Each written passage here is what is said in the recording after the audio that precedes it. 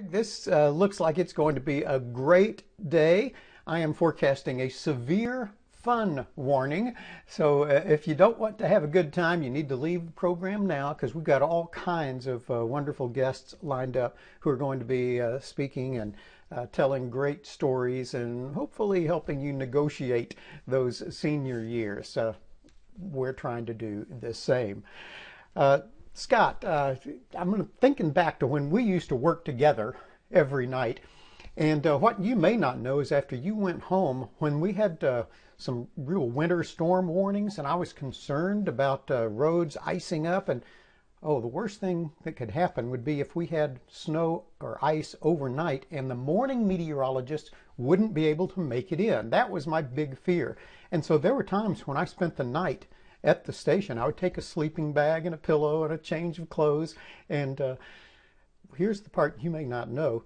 I would sneak into the sports office, which was dark. I couldn't go to the newsroom. That's busy all night. But in sports, it was quiet after midnight, and I could lay down. I used to lie down under your desk, Scott, and get a good night's snooze there, just to make sure I was ready if they needed me in the morning. But generally, the morning meteorologist was able to make it in without any issues.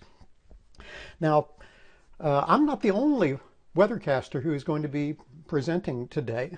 A little later, I think you're going to be hearing from Troy Dungan. And Troy, of course, a friend and a longtime competitor. What he may not realize, though, is that back when I was growing up in Houston, Troy was one of the weathercasters on KTRK, Channel 13, there in Houston. And I recall vividly the night he left to move, I believe it was up to Detroit he was going to.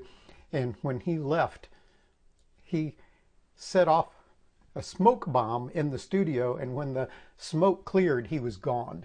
So that was his goodbye from Houston, and I remembered laughing about that. I'm sure you're going to be hearing a lot more from Troy a little bit later.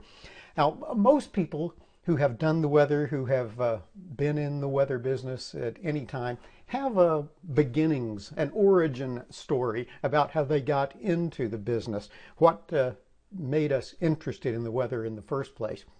Well, there are a number of things that led to that for me. Number one, my father was a geologist, so he was an earth scientist.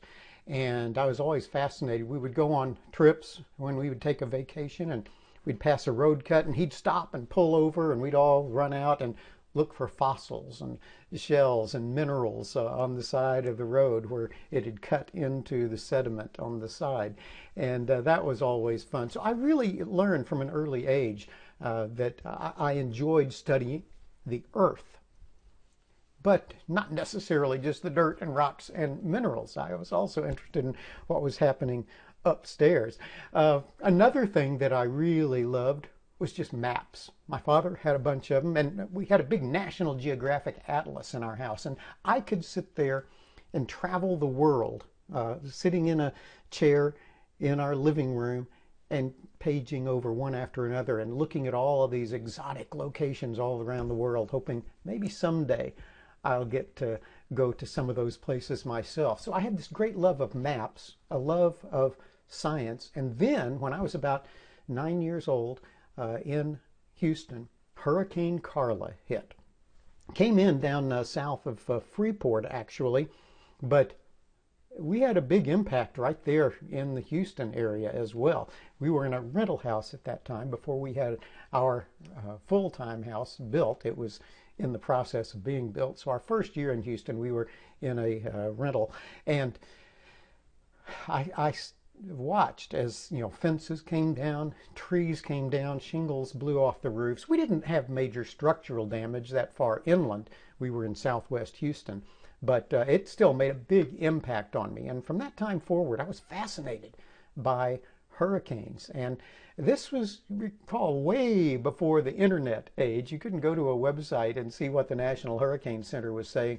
The only way I could get updates on storms was to listen to the radio, because every 3 hours they would give the coordinates of a storm, the latitude, the longitude, the pressure, the wind, what direction it was moving. And I would, since I like maps so much, plot those on a hurricane map in the Gulf of Mexico and watch as a storm was moving across and see if it would affect us. And so that just really led to my enjoyment of studying the weather. And eventually I set up a weather station in our backyard, and I would go out before school, after school when I got home, and then again before bedtime, and had a notebook where I would jot down the weather each day. And really, by the time I was in junior high, I was pretty convinced I wanted to be a meteorologist. Went to Texas A&M and graduated 4 years later, had one semester of graduate school, and in between graduation and graduate school, I got to go to the Juneau Icefield Research Program up in Alaska, one of my first real adventure travels, where I spent 6 weeks up on the ice field. We would cross-country ski from one base to another, doing all kinds of research on meteorology, but also geology, glaciology, geophysics. It was just a fascinating summer, one of the best times of my life. I'll never forget that. But then I came back from that summer. I was sitting in a classroom again in graduate school. And at that point, I have to say, I was really tired of sitting in classrooms. I enjoyed school. I did well at it. But after that experience in the field, I was ready to get on with my life. I had a full fellowship for my master's program. But about halfway through that first semester, I got a phone call from a gentleman named Harold Taft. Now, I grew up in Houston. I had no idea who Harold Taft was. I learned real quick, though. But Harold called and invited me to come up to interview for a television job. Now, first off, you have to understand, I was extraordinarily shy. I hated getting up and speaking in front of people. It just made me nervous. Now, I could be in a play and play the part of someone else, but me standing up and talking just always made me quake. And so my senior year in college, one of the courses was public speaking. And I petitioned my counselor, can I take another semester of Russian instead of speech? And he said, no, if you want to graduate, you've got to take this. And so, big gulp, and I took the class and I made an A. I found out if I knew what I was talking about, if I was prepared, I could do it. It was just the uncertainty that scared me about getting up and speaking. But if I knew my subject, I could do it. So when Harold called, I said, all right, this is not the way I had my career planned. I was thinking of research, maybe going to Antarctica, studying climate. But this call came up and I said, what the heck? It'll be good experience interviewing for a job anyway. So I got in my old beat up 68 Falcon and drove up Highway 6 from College Station towards Waco on the way into the TV station in Fort Worth. And as I was coming up down near Marlin, this is when it was just a little 2-lane road with a deep bar ditch on either side. I was headed north, and coming south was a big dually pickup hauling a trailer with a big smoker on back. I had a car in front of me, a car behind me, so I couldn't really maneuver much. And I looked up, and on that trailer, on the smoker trailer, a wheel turned loose and came bounding towards me. Not just rolling, but bouncing. And I was very fortunate that it caught me when it was down, rather than coming through my windshield. But it bashed in the front left passenger side and fender, and I limped over to the side of the road, and I couldn't even find that tire. I was looking for it for evidence, but evidently when I hit it, it went shooting way off somewhere into some weeds, and I never found it. I had to get out of the car, shimmied over to the passenger side so I could get out, come over and pull the fender out where it was cutting into my tire, and thinking, this is not a real good omen for someone going on their first real job interview. I said, boy, this is not a great start. But I said, I'll just drive on into Fort Worth and see how it goes. And at that point, I walked into the station on Broadcast Hill, and there I met Harold Taft for the very first time. And Harold was, a real military bearing and very straightforward. Yes, sir. No, sir. He didn't take vacations. He went on leave. And you have to ask him a question, it was affirmative or negative, not yes or no. So that's the kind of guy Harold was. And I went in and, I was kind of quaking in my boots a little bit. And he said that he really had all the information he needed on me. He had a copy of my transcript from college and said, you obviously know your stuff. You did very well in school. What we need to see is you in front of the camera. So without any further ado, he marched me right into the studio. They had left, this was a Saturday morning, they had left all the maps up from his 10 o'clock show that night, the night before. And so I walk out, sit on the anchor desk, and here's this big camera in front of me, and off to the side, the paper weather maps on the wall. And the camera comes on, I introduce myself. Hello, I'm David Finfrock. Let's take a look at the Texas map. And I push the chair back, not gauging very carefully how far it was to the drop off on that raised platform. And my chair starts tilting back and falling off the edge. Now, fortunately, at this point, they had cut away to the map. So when you looked at it, you didn't see me actually falling. But you could hear this tremendous crash in the background. I managed to scramble to my feet as the chair was going over, so I at least didn't fall with it. But at that point, took another deep breath, walked over, discussed the Texas map, the U.S. map, the forecast, came back. One of the floor crew, thankfully, had put my chair back up. I sat down and said goodbye and figured, wow, this is the shortest TV career in history. I'll redouble my efforts when I get back to school this afternoon. But I was amazed when about a month later, I got another phone call from Harold Taft. And he called and offered me the job. I couldn't believe it. I thought this was a catastrophe. But he told me a year or so later, I asked him why he chose me over some of the others. And he said the fact that that happened at my interview. And I didn't stop down and say, oh, can we start over? I kept going. And he said he figured if I could do that on my interview, I'd be able to handle whatever came up on live TV. So it was really a blessing in disguise. What seemed like a catastrophe was the one thing that put me above other equally qualified candidates. So you never really know where good news is going to come from. Now, I started December 22nd of 1975. That was the first day I worked at Broadcast Hill at the Channel 5 studio. And for my first week or 10 days, I would go in and draw maps and learn how to do all of that, make the forecast, but I wasn't on the air yet. And this was when Ron Godby was doing the weather in the mornings.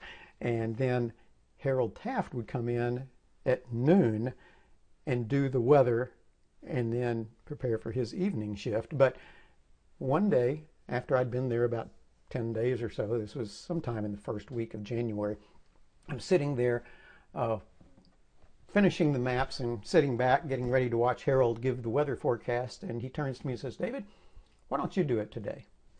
So I had like 2 minutes warning as we went into the commercial break before weather that I was going to be making my inaugural debut on TV. And honestly, that's the best thing he could have done for me. If he had told me, tomorrow you're going on the air for the first time, I would have had a restless night, had trouble sleeping, worried about what am I going to do? What am I going to say? Here, I didn't have time to worry. I just got out there and it was like my interview. I did the weather and went on. So yeah, it's really strange how things work out sometime. Now, there have been a lot of changes since then. I mentioned the paper maps. We drew these big paper maps with chalk and marks a lot and hand-colored maps. And we would go in, rip the numbers off the teletype and come in and read those and then mark the temperatures after the newscast had already started, because we didn't want hour-old temperatures. We would draw on the new ones, and and at the end of that show, you'd rip that map down and draw an entire new one for the next hour. So that's the way things started out. But then we got into the computer age in the 80s, and things have really changed since then. I think Harold wasn't real excited about working with computers. That was not his forte. He was an excellent forecaster and a great boss, but not real computer savvy. And so he recognized that this was the way to go. Even though it's not something he was comfortable with, he knew this was the future. And so Harold came to me, and we worked together on our first numbers of programs, and got the graphics done, and things have just accelerated over the years. I think the one thing that Harold would be most surprised at this point is that now you can see radar on a phone from your pocket. That would blow his mind. Harold, of course, died back in 1991, and that was before anything about smartphones or computers of internet type activity. So things have really changed over the years. And over all those years, I've seen lots of storms. The worst ones, oh, I still think Mayfest hailstorm, 1995, May 5th, 95. That's the one that stands out in my memory above all others. That one came right over our studio, as a matter of fact. After pounding all the people at Mayfest with softball-sized hail, we got the same thing at our studio.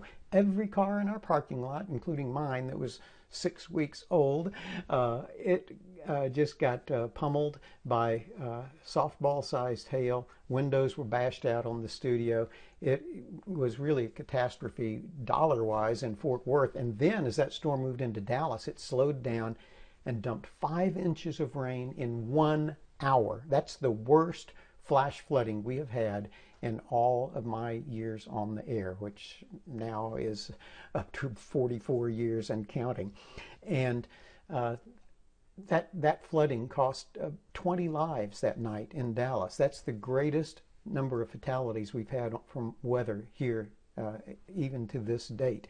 So that definitely stands out. Other things, the March 28, 2000 tornado in downtown Fort Worth.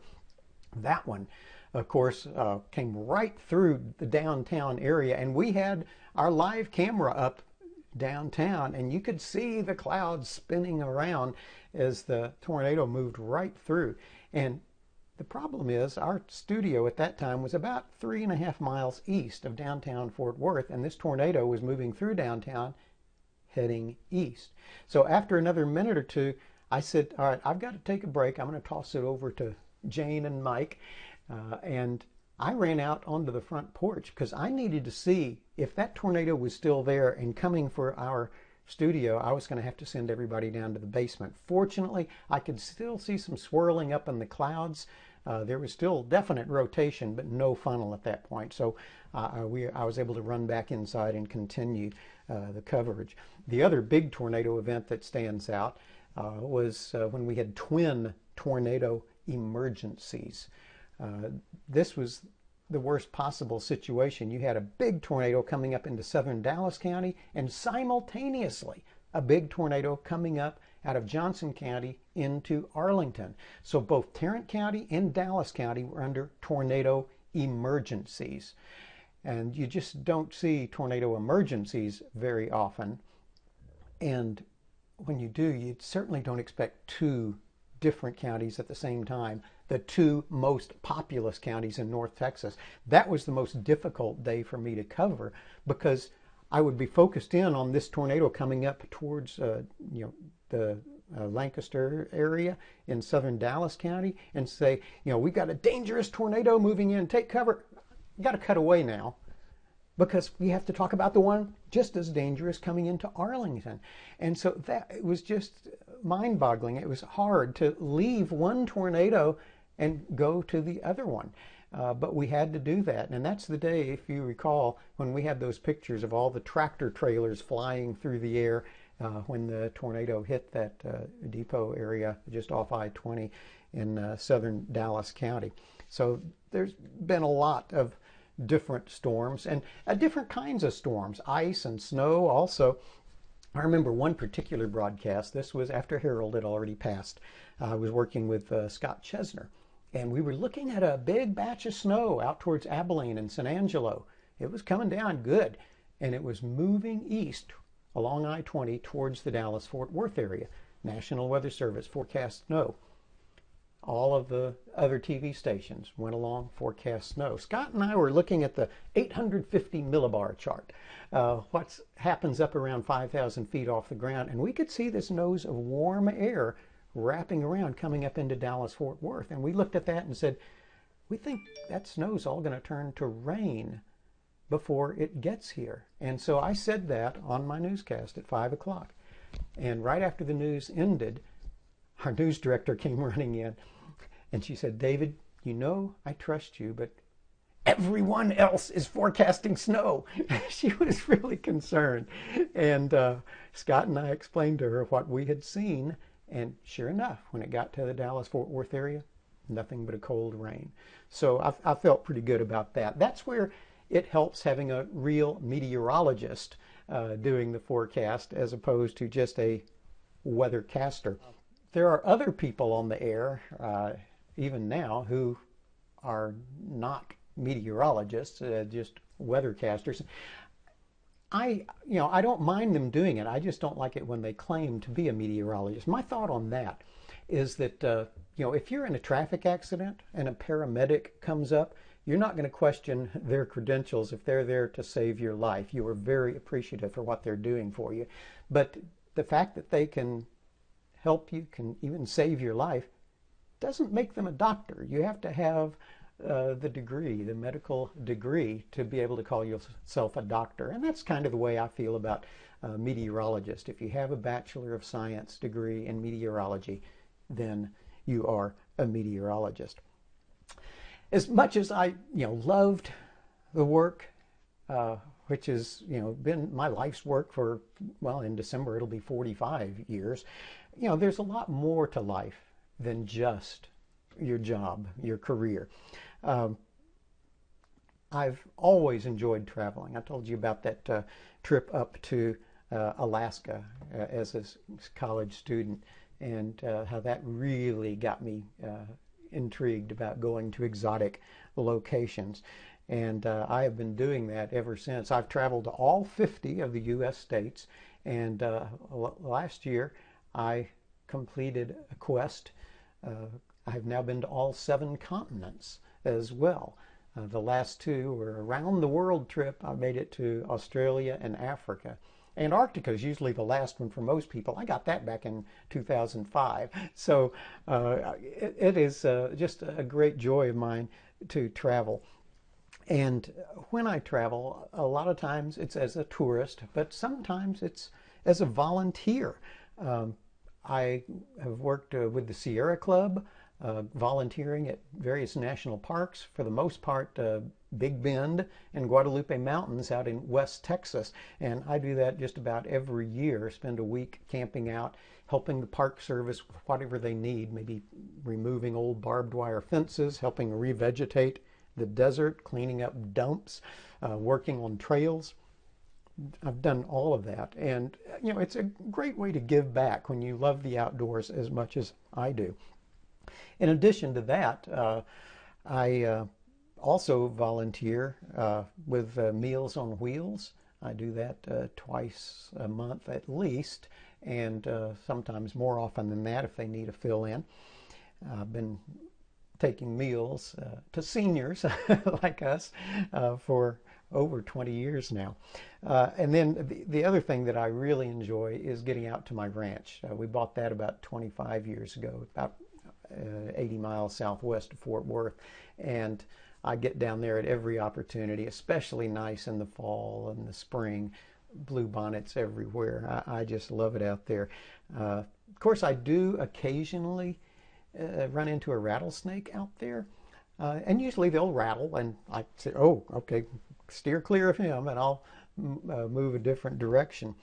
But this last week, one of the other volunteer things I do is at Dogwood Canyon Audubon Center in Cedar Hill, one of my favorite places locally.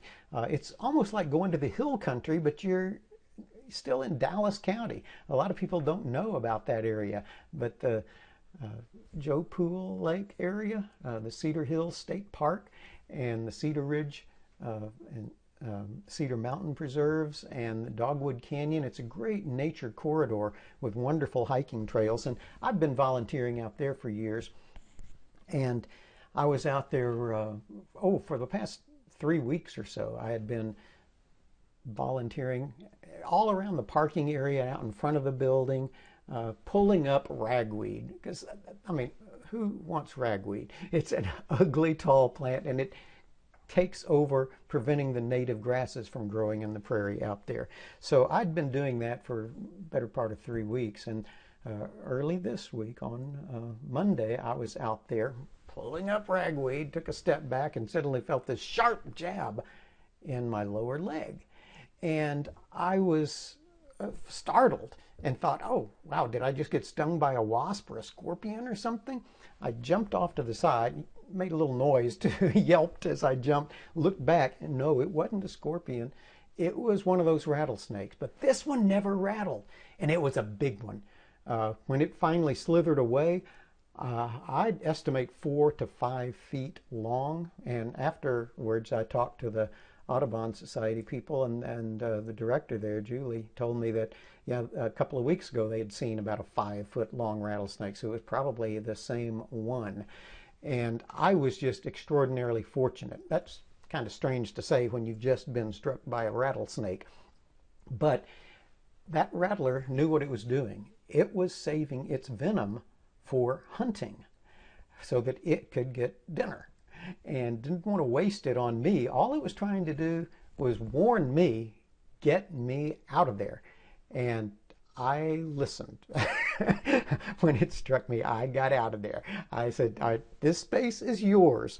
And then I had to go to the ER and get it checked out. But I was really surprised. It didn't hurt that much, since there wasn't any venom involved. It was just a puncture. Only one of the fangs actually entered my leg, and I got to the ER. They asked me why I was there, and I said, I've just been bitten by a rattlesnake. Well, they didn't send me out to the waiting room. They took me right back into the ER, into a room, and within a couple of minutes I had an IV in, and there's a doctor examining my leg and asking me what had happened. And I told him I didn't think there was much venom involved, because it really wasn't hurting much. And he agreed. They drew a blood sample and tested me to make sure that there wasn't anything in my blood, the proteins from the venom. And they said I was all clear. They wanted to keep me for 4 or 5 hours observation just to make sure that it didn't start swelling or getting any worse. But since there evidently was no venom, it was a dry bite, I never needed any of the anti-venom medication. So I sat there for 4 or 5 hours, sent out a couple of social media posts on what had happened to me.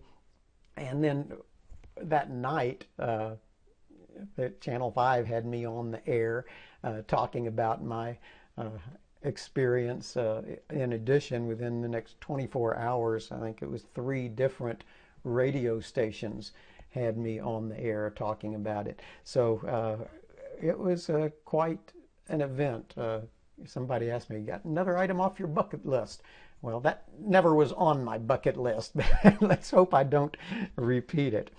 So to all of you seniors out there watching, I hope you enjoy life as much as I have. This has been great. Whether you're retired, semi-retired like I am. I retired officially January of 2018. Since then, I've just been working part-time, kind of as a freelancer. I'm no longer an official employee of NBC5, but I still go on the air every weekend and fill in occasionally when Rick is off as well. But whether you're retired, partially retired, still working full-time, there's a lot out there to enjoy. And I just hope that the forecast for the rest of your lives is sunny. Sure, there will be occasional storms. We all have to face that, just like my rattlesnake. But, we need that rain for the flowers and the grass to grow. Just be careful when that grass does grow. Look closely. Watch out for snakes. Thanks so much for listening, and I hope you enjoy. This is going to be a great program today.